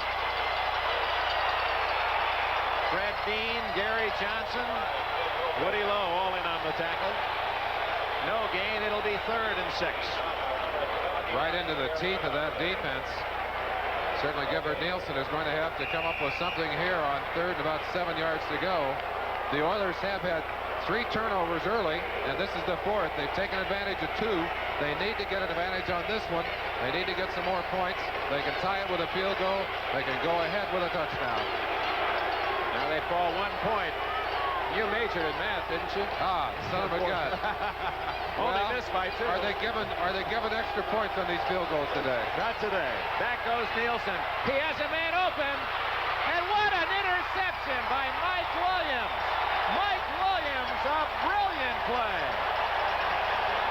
It was intended for Richard Castor. It appeared no one would get it, but Mike Williams made a sensational intercept. They felt should have been an All-Pro this year. Fouts on first down. He throws to Joyner. First down and more to the 35. J.C. Wilson and Vernon Perry made the tackle. 15 yards for Fouts. Let's go back and see Williams play. Boy, if that had been a touchdown, they'd been talking about that one next year. What a play. You'll never see an offensive receiver make a finer catch than that. Absolutely beautiful, and the time you have to have it. You need those big plays when you're in crucial situations, and you can't get much more critical than that. The Oilers, after the punt return by Ellender, deep in San Diego territory, are intercepted in the end zone by Williams, and now it's San Diego's turn to try to add to that 4-point lead. 5 minutes left, 3rd quarter. First down, Fouts with a flag down, gives it to Mitchell for a couple up the middle, maybe 3. Blocking behind, or running behind the block of Ed White. They got an offensive motion penalty, Dick, and it's going to march it back 5 yards. The Oiler defense now needs to do what they've done at other times in the game, take that football away from the Chargers. Chargers have loved nothing better than to be able to march the ball down the field, as they have done really twice. In the first drive of both the first half and the second half, they marched it down.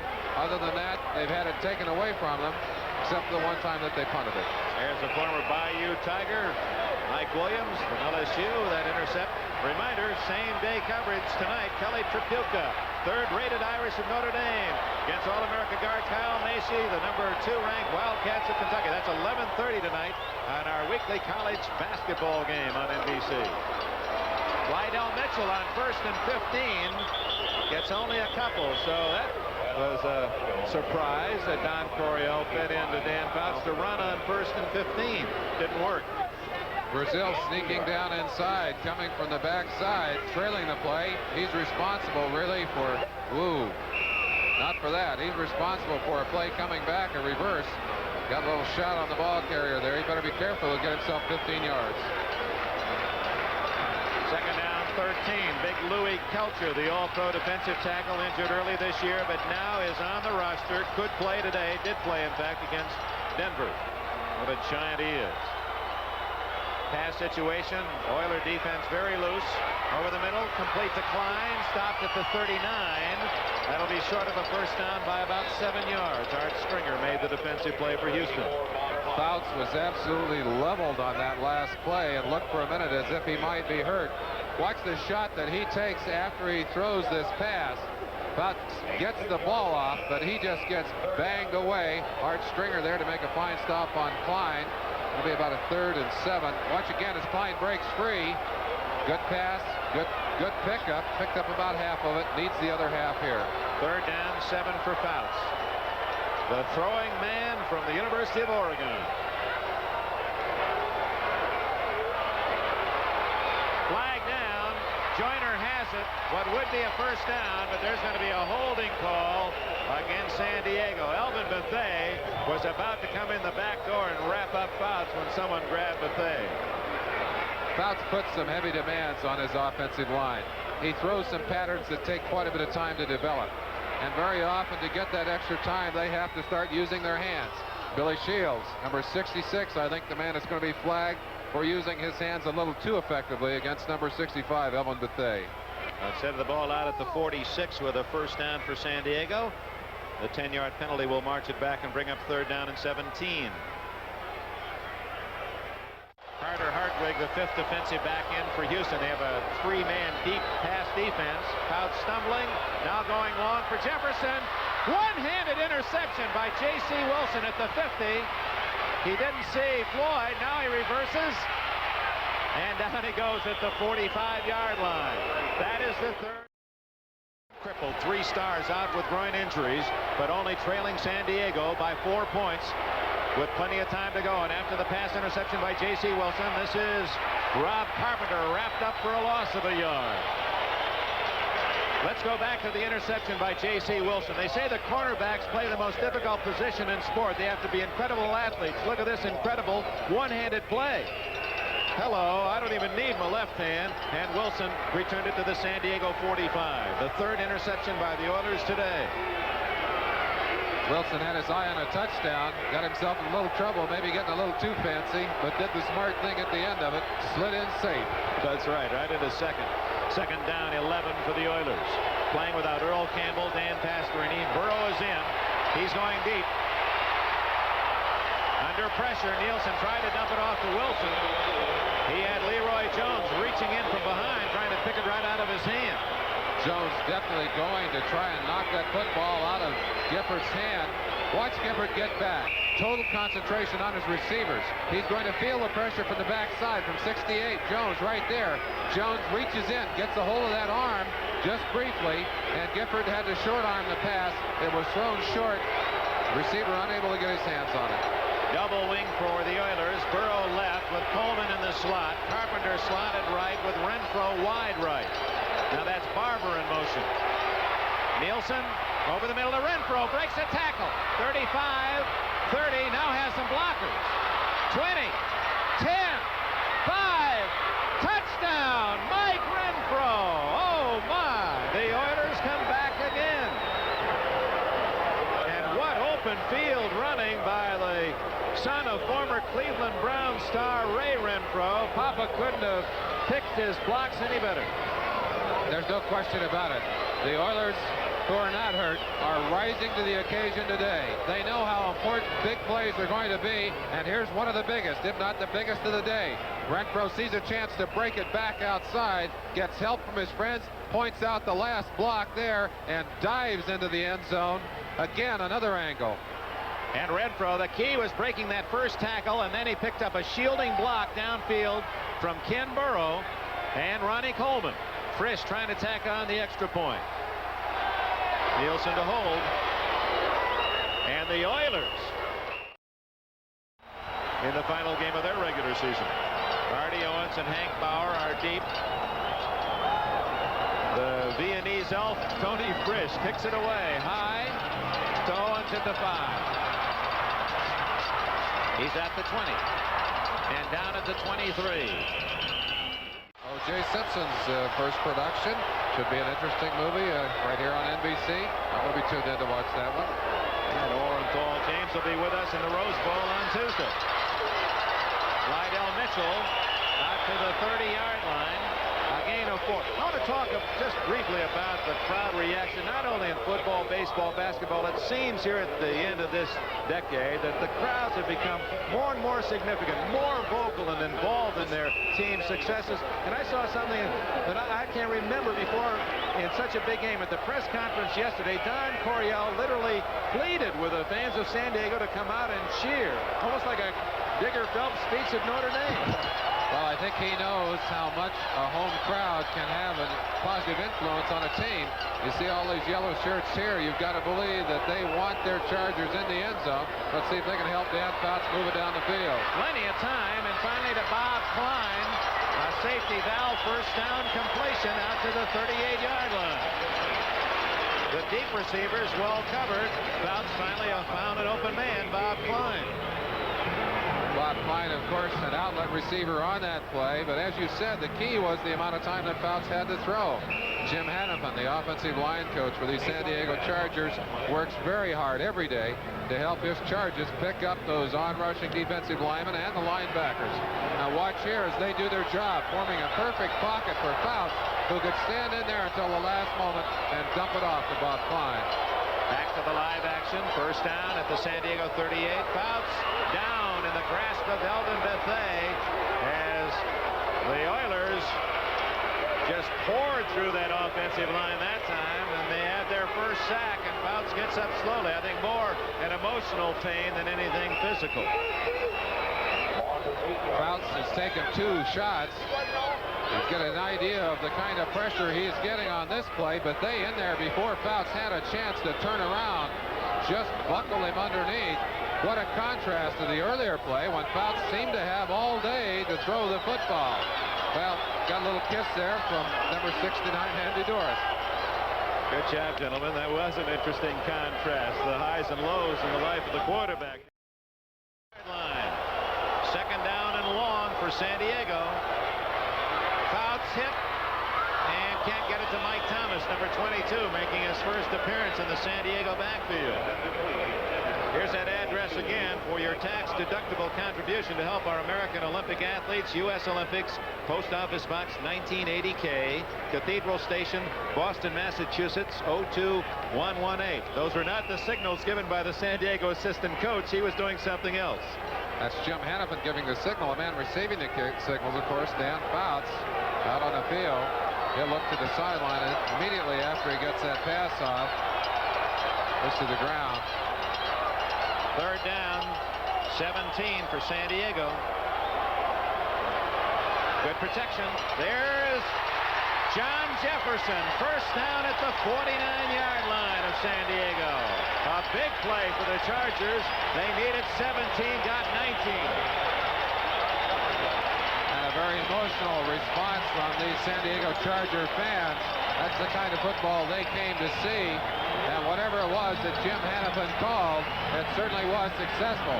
Fouts looking away, all the way to the end of that pass, gets the ball on target to John Jefferson. Jefferson doing exactly what he has to do, get deep, drive the defender off, cut inside, and catch the football. San Diego now with 290 yards offense, almost 100 more yards than Houston. And on first down, the Chargers get 3 on the ground into Houston territory. Clarence Williams stopped by Andy Doris. Doris, who was found new significance in life with a pet lion cub on his retreat near Houston. Look at those signs. You see Hannafin again. The man standing in front of Hannafin. Open it up. Can we open it up just a little bit? You see the trainer standing with his face to Hannafin. He is shielding Hannafin from the Oilers sideline so that the Oilers coaches cannot read the signals. We'll get him later. There's the cub you talked about. Andy Doris says that one will grow to be 550 pounds. Second down, 7. Screen to Klein, the tight end. And he is knocked on his back by the ever-present Vernon Perry, 32. Oh, that Perry knows the full dimensions of this San Diego field. He's been all over. Well, he certainly has. A little screen out to the tight end here. Fouts doing a good job of play acting. Did not fool Perry at all.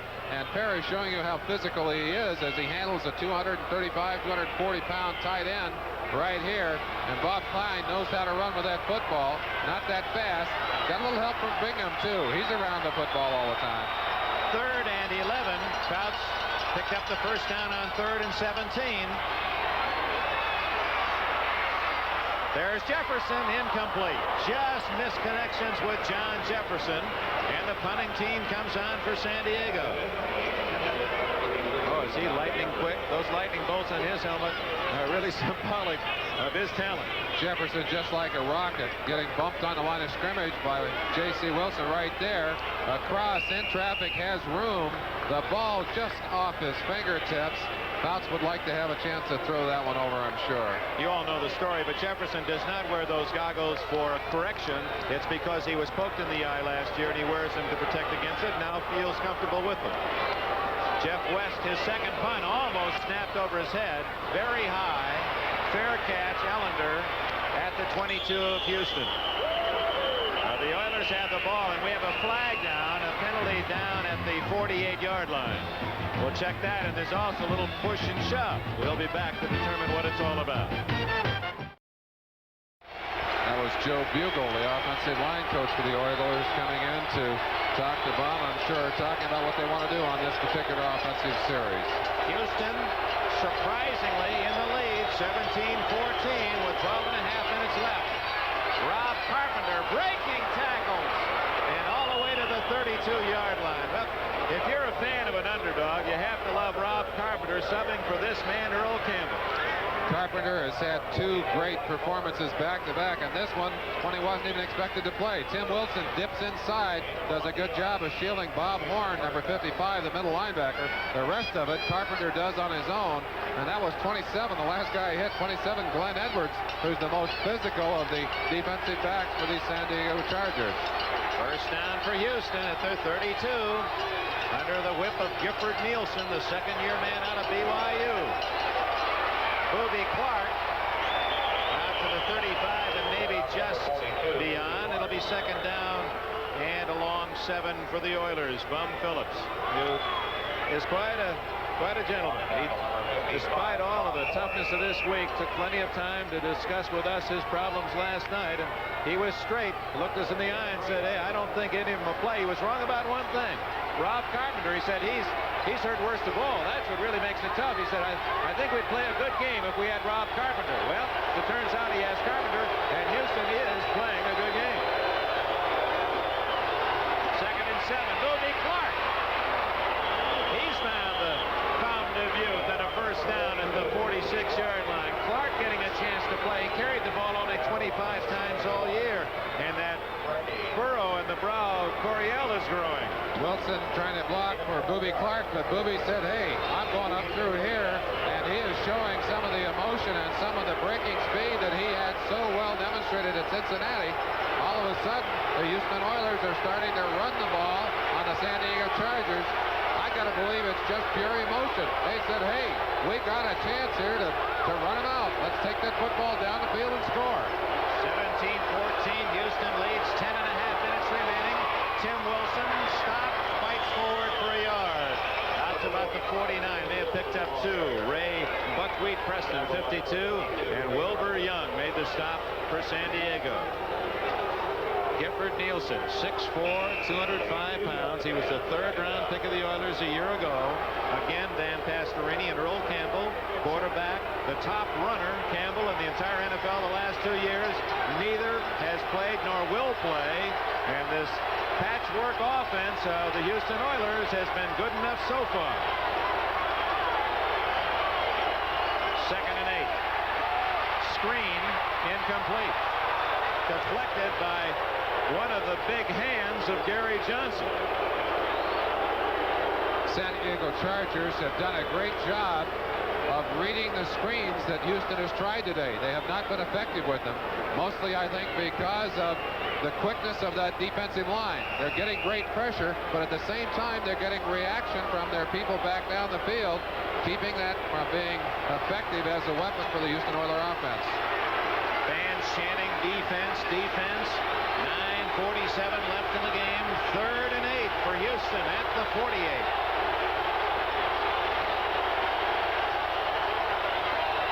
Carpenter, 45. He's got the first down at the 41.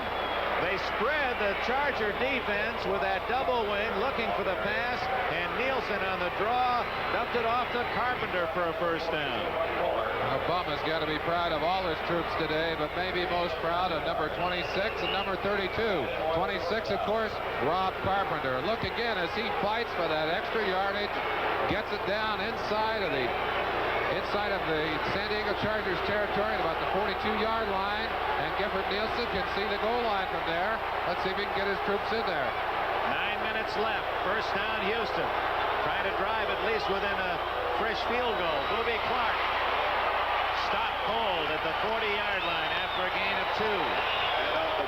Gary Johnson on his way to the Pro Bowl in Hawaii early next year. Out of Grambling. He was part of that class of 75 for San Diego.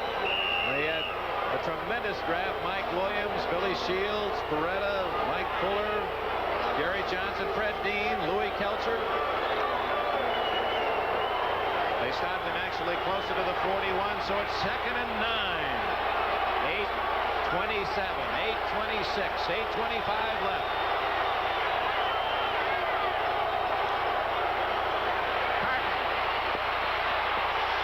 Wrapped up. Ray Preston with a free ride, but Carpenter refused to go down, but the fans love it in San Diego. 8:02, 8:01, 8 minutes left. You've got to believe that Rob Carpenter is going with some extra adrenaline pumping on this play. He said, hey, okay, you can stop me, but I am not going to go to the ground. Preston climbs up, piggyback fashion. And Coryell has to be concerned now. Early, I'm sure he was confident, but he has got to be concerned at this point in the game. This is the 9th play in this drive. 3rd down and 9 for Neilson. Same play he went to before, but Gary Johnson read it well, and they stopped Carpenter at the 40. On comes Parsley and the kicking unit for Houston. Dick, no matter what happens in this game, I think the Houston Oilers are one of the most courageous teams that we have seen in recent football history. Last year, taking the tough road trips to Miami and then to New England, and then losing that heartbreaking game as they did in the Northeast in Pittsburgh. And this year, again, coming here as hurt as they have been, as we said, like a wounded bear, have just scratched and bit and clawed and have themselves a lead. Let's see if they can hang on to it. 6 minutes, 50 seconds left as Parsley will try to aim it out of bounds. Mike Fuller stands at the 10. They take the penalty. They don't mind the delay of game. They're just chewing up as much time as they can. 5 yards. Will take it back and actually give Parsley a chance to use more of his foot. Well, now I wonder if it's going to be taken back. Are they going to mark it off? One of the interior linemen did move, but they were not in a three-point stance. Offense number 60, false start. Okay, well, they still assess it the same way. Okay. And now Parsley will root it out from about his own 45.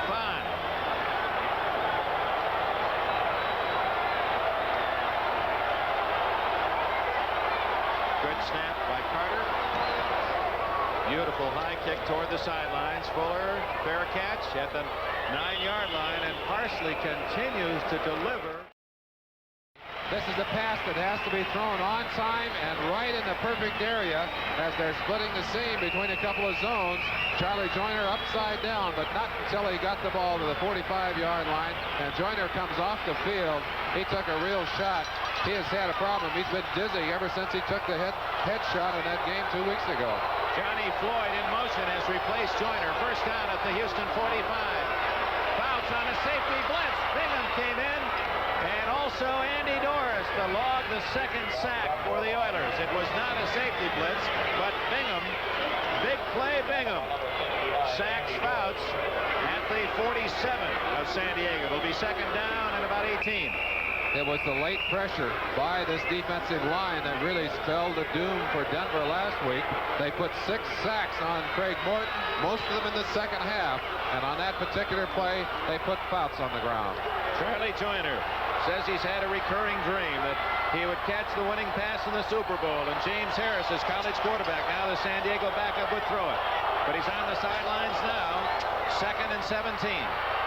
Fouts to Floyd.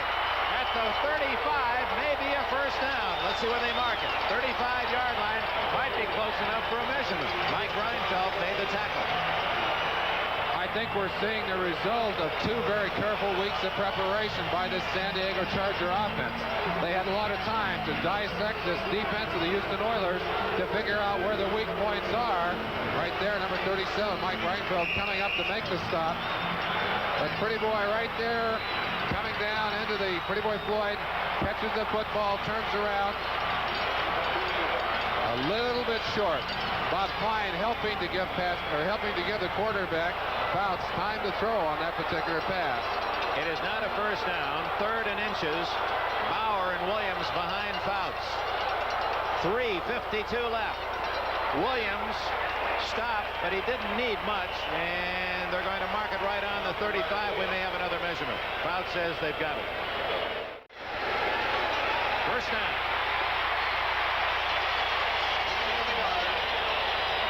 3 minutes and 47 seconds left. Dan Fouts has a first down at the Houston 35. You've got to try and get inside Bum Phillips' mind. Wonder what is going through his mind. He has to be terribly proud of his people. And Coryell, I know one of the things that bothered him going into this game, he felt that in past playoff games when he was at St. Louis, he had gotten conservative. He said, I don't want to do that in this game. He has not done it, believe me. Houston leads 17-14. Intercepted by the omnipresent Vernon Perry. The ball was tipped, and Perry, as if he needed a final bow, comes up with his 3rd interception of this game. He had only 3 all year. And oh, the pain and agony on the San Diego sidelines. Fouts has been intercepted for the 4th time today. And with 3:18 left here in San Diego, the Oilers are in the catbird seat. They're looking for their own gusher, leading by 3. Here's how it happened. This is called a tip drill. Klein bats it into the air. Hit by Robert Brazil, number 52, and Vernon Perry, who had his eyes on it all the way, scoops it up. Big, big interception for the Houston Oilers. Ball at the 32-yard line to match the number that Vernon Perry wears. What a day for him. Gifford Neilson, Rob Carpenter, and he is stopped after a yard gain. And now the San Diego defense, which has been outstanding all season long. In fact, Don Coryell pointed to that defense as the most improved aspect of his club. Must stop Houston. There's 3:03, 3:02, down to the 3-minute mark. San Diego has its 3 timeouts remaining. They must stop the Oilers and give Fouts a final chance to at least move the team into a tying field goal position. What an incredible day this has been. Absolutely impossible to write a script for this kind of game, and it's not over yet. Well, they say you live and die with a pass. Fouts threw 24 touchdown passes. He was intercepted 24 times. He's been intercepted 4 times today. Rob Carpenter, shoelace tackle at the 36-yard line, will bring up 3rd down and call it 7, a short 7. Mike Fuller made the stop as we approach the 2-minute mark. Will the Chargers at 2:18 call one of the timeouts? I guess not. So Neilson, Cooley will just play clock watching. take them, figuring they can stop them on this third down and force the kick. They have to stop them here, though.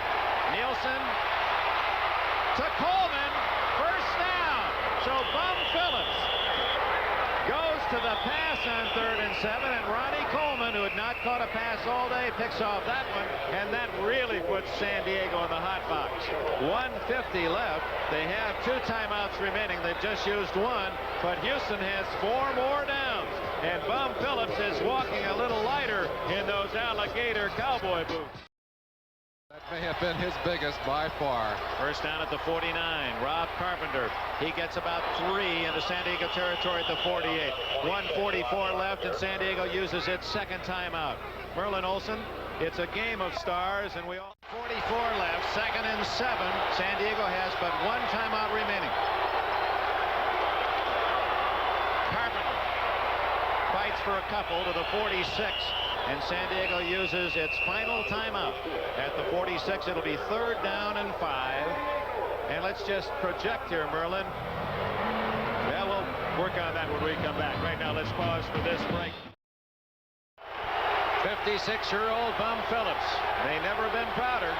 His team is a minute 37 seconds away from what some thought an impossible win in San Diego.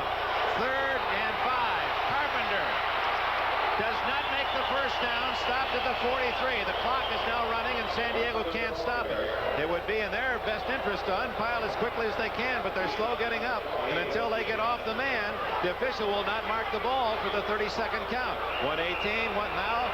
Time is called as Houston has an injured player. That's a break for San Diego. Clock is stopped at 1:18 as Mike Barber is the wounded Houston athlete. That certainly does stop the clock and gives San Diego time to get out on the field. The punt, of course, will hopefully carry down, but I got to believe they're going to come home. And certainly one of the finest games I've seen in a long time was that victory by Houston over Pittsburgh on a Monday night earlier this year. I look at that San Diego sideline. I got to feel that right now they just cannot believe what's happened to them. It seemed that everything was perfect for them. They were going to play twice at home and make a short trip to the Rose Bowl for the Super Bowl. They had it all planned out. Something has happened here that no one could have predicted, and I think they're stunned right now. They'd like to get one more chance to make it turn around. Well, as sure as the moon is in the daylight sky, they're going to have a chance. 1:18 left, and Parsley delivers another fine kick. Fuller. He'll run it back at the 7, and a flag is down. So is Fuller at the 10. Change of possession, last 2 minutes. Clock stops, 1:08. Now let's check the team in football to put in this situation and say you've got to carry it that far. This is the team, and that is the quarterback. No timeout, so Fouts has to be ingenious in this drive.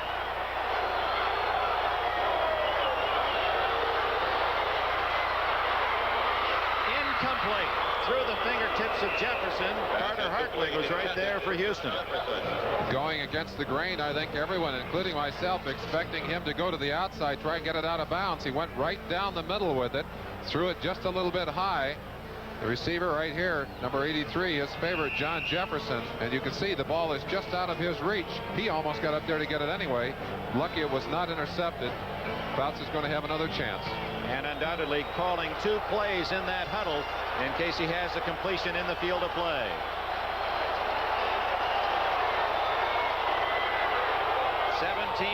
Houston leads. 1 minute, 1 second left. It's complete to Floyd, but he doesn't get out of bounds. He's at the 28-yard line. Now San Diego hustles to the line of scrimmage. There'll be no huddle. San Diego will be on the ball quickly and throw it as quickly as they can. They prepare for this every day. They run what they call the red ball offense, and I'm sure that's what Fouts is called. Incomplete, and he stops the clock with 36 seconds. You saw. But that clock ticking down now, 30 seconds. Not much time to move that great distance toward that goal line. Fouts looking deep. Almost intercepted again, intended for Jefferson. Mike Wood's longest successful field goal for San Diego was 42 yards. You figure 32 plus the 5. So they need to get to around the 30-yard line for a reasonable attempt at a tying field goal. That's a long way. And I've got to again wonder why Fouts is going to the inside. Even if that pass had been complete, by the time he got his troops up to the line, time would virtually have been gone. Got to believe he's got to get a play outside so the receiver can get out of bounds. Fouts, who passed 6 times for over 300 yards during the regular year, has 325 today, but that's an empty statistic with 29 seconds left. Jefferson complete at the 41 of San Diego. The clock is running. 20, 19, 18. They have to hurry. 13. Fouts just throws it away. They'll allow that to stop the clock. Now 10 seconds. So about the best that San Diego can hope for now from the Charger 41 is a long completion, out of bounds field goal attempt, or a bomb that goes all the way. And the Houston Oilers will have a picket fence built deep to prevent that. And Mike Wood, who would like to have an opportunity to apply his skills to get his team back into a position where they can stretch this game out, pacing nervously on the sideline. It may really be down to one play. If it's completed and the receiver does not get out of bounds, it may be all over for the Chargers. Let's see how Fouts and Coryell have chosen to handle it. He needs at least 30 yards on this play. 8, 7, 6, 5. It is intercepted by Vernon Perry, and the Frank Merriwell story ends. And just erase the name Merriwell. It belongs to Vernon Perry. 4 interceptions, and the Houston Oilers have pulled off a remarkable upset in San Diego. I'm sure this will go down as one of the classic upsets of recent football history, Dick. No one, and I just have to say no one except the hardiest of Raider fans, of Oiler fans, gave these Oilers a chance. And yet here they are, about to celebrate with one of the best victories that they're ever going to have a chance to carry home. Our thanks to our executive producer, Don Olmar, David Stern, our producer, for those great pictures, John Gonzalez, our director, helping us with the NBC crew, Tim Sexton and Jim Casey, with player identification. Bum Phillips. That close to victory now, just 2 seconds that Gifford Neilson has to take a snap and fall on it. Vernon Perry, he's going to keep that football. It belonged to him all day. Why not take it home? He owned it all day, and what a marvelous performance, not only by Vernon Perry, but this entire Houston Oiler team. I think the word character, the word class, certainly comes through loud and clear in their performance today. And it's a tribute to this marvelous game. The Houston Oilers, without their top passer, without their top wide receiver, without their top rusher, the NFL's best, have pulled off the upset. Now let's go to Brian Gubble in New York for the NFL report right after these messages from your local station. There are a lot of ways to define character, but today it is defined Houston Oilers. We'll get to the story of the game and the highlights right after this word from Budweiser. For years we've seen a lot of teams suck it up and get the job done, but the Houston Oilers really etched themselves into a lot of memories today, playing without the people who created 4/5 of their offense during the season. They upset the Chargers by a 17-14 count. Early on today, it looked like Dan Fouts and company could absolutely do no wrong. The man who set a new single-season yardage mark threw for over 300 yards in the day early on, hitting John Jefferson here. As he picked the Oilers apart, the Chargers scored on their first drive. Got a 7-0 lead. But then perhaps a portent of things to come. Fouts intercepted here by Vernon Perry, the first of 4 Perry interceptions. But it wasn't Perry's only duty on the day. He was responsible for 5 takeaways. Here blocking a Mike Wood field goal attempt and bringing it back. That really got the Oilers off and winging. The rest of the game was the story of Perry taking it away from the San Diego Chargers offense. As we said, the Houston Oilers are a very happy bunch right now. With them is our Mike Adamle in San Diego. Michael? Number 2. Go. Right now?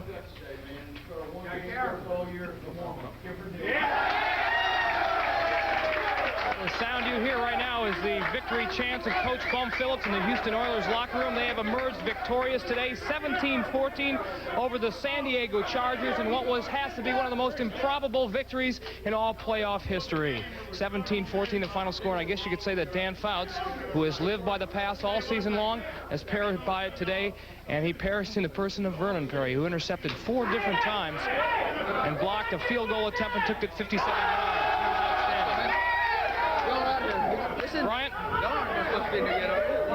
Bryant, Okay, Mike Adamle, thank you so very much. The Oilers winners today, 17-14, doing it without Earl Campbell, without Dante Pastorini, and really without Kenny Burrow. Final there, 17-14. Don't forget, tomorrow it's Pittsburgh and Miami. We'll be with you 12 noon. And then tonight, it's Kentucky against Notre Dame. Great college basketball game, 11:30 Eastern Time. For all of us, thanks for joining us. Good night.